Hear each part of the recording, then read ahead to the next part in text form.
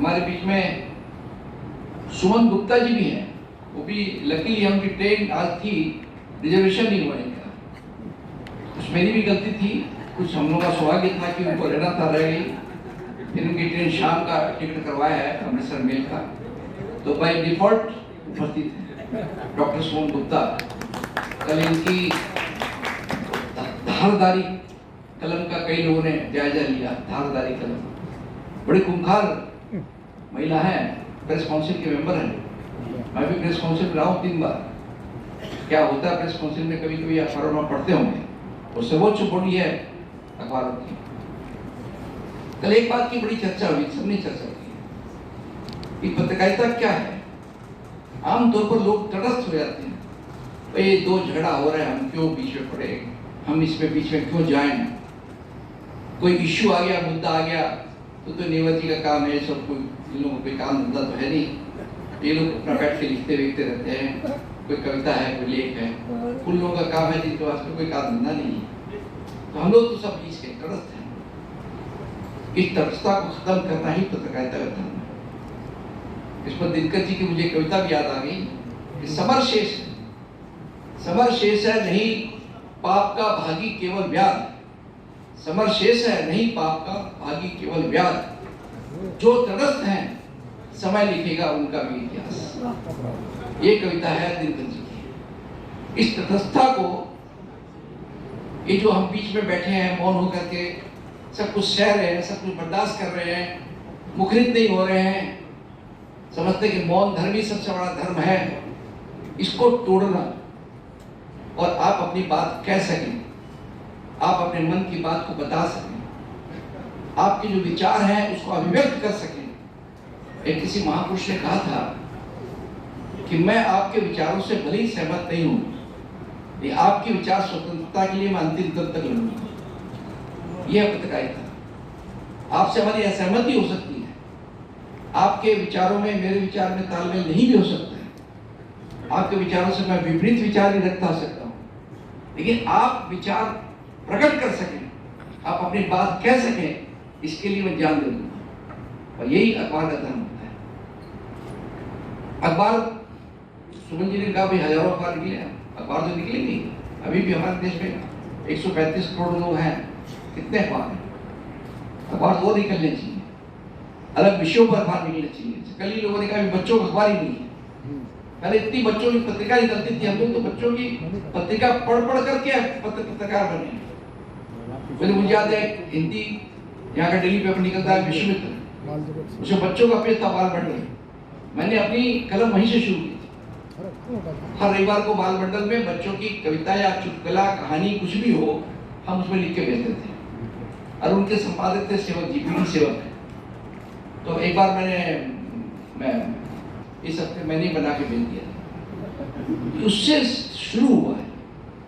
हमारे स्कूल की जो पत्रिका निकलती थी, मैं नेपाली विद्यालय में छात्र था, पत्रिका में हम लिखते थे और लिखने के लिए पढ़ते भी थे। वहीं से शुरू हुआ पढ़ने के प्रति जज्बात। मैं तो बचपन में मैंने अपनी आत्मकथा, जिसने मैं देखी है, मेरी आत्मकथा निकली है, मैं तो जासूसी उपन्यास बहुत पढ़ता था।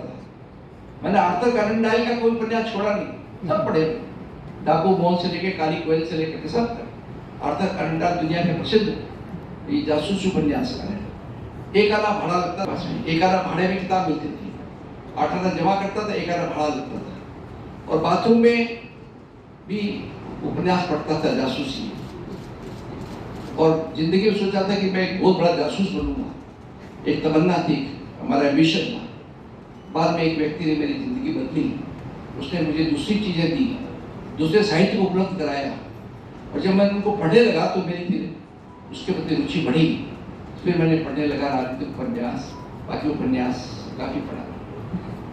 वैशाली के नगरवधु से लेकर के बहुत सी जो इंटरेस्टिंग उपन्यास थे, आचार्य चतुर्वेदी शास्त्री हो चाहे कोई उपन्यास पढ़ता था। अब सबसे बड़ी त्रासदी है कि पढ़ने लिखने की आदत कम होती जा रही है। कुछ हमारे भाई बहन हैं, बोलते हैं अरे साहब हाँ अखबार पर अब तो कौन लिखता है, कौन पढ़ता है। ऐसी बात नहीं है, ये भ्रम आपका।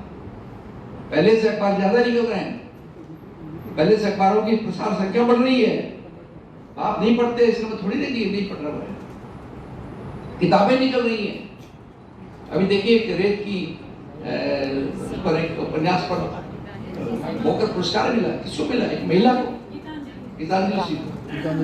वो जेएनयू की महिला थी, जेएनयू से पढ़ी लिखी थी। हाँ, यहाँ से अलका सरावगी बहुत बहुत लिखा उसने, बहुत। मैं किन किन का नाम लूं, बहुत लोगों ने काम किया। मनु भंडारी यही किए। तो आप लोगों में पढ़ने की लिखने की आदत अगर कम होती है तो अखबारों की संख्या कम हो जाएगी। सिर्फ कोविड कारण नहीं, कोविड तो एक बहाना था, लेकिन अखबार पढ़ने की आदत कम हो गई है। इससे क्या हुआ, नुकसान ये हुआ आपको कि आपके अंदर जो एक नॉलेज थी, आप में जो इंफॉर्मेशन, सूचनाएं थी आपके पास में, वो चंडू खाने के गप में बदल गई। अब कहीं चंडू खाने की गप आपने सुन ली इस कान से और जाके कह दिया, तो उससे क्या होगा, हास्य के पात्र बन गया। तो उससे बजाय कुछ पढ़िए लिखिए अखबार। कोई टाइम में पत्रिकाएं बहुत थी, टीवी के बाद में पत्रिकाएं करीब करीब बंद हो गई। इंडिया टुडे भी एक क्वेश्चन बन गया है, क्योंकि अब समय नहीं आपके समय। टीवी है आपका, सुबह शाम तक सीरियल देखिए, न्यूज देखिए, महाभारत देखिए, रामायण देखिए, दुनिया भर के सीरियल देखिए, दुनिया भर की चीजें देखिए, आपका समय का आपके उसमें। अब लेकिन डेली पेपर जो है, पहले समाज डेली दैनिक पत्र में सिर्फ हफ्ते में एक बार सप्लीमेंट निकलता था, रविवार को एक बार परिशिष्ट। अब तो हफ्ते में 7 दिन निकलता है, कभी किसी विषय पर, कभी किसी विषय पर। दुनिया भर की सामग्री आपको मिलती है, ये भी बात है। तो मैं अधिक वक्त नहीं है, तो आज जितने वक्त है, ये गैलेक्सी एक तारामंडल है।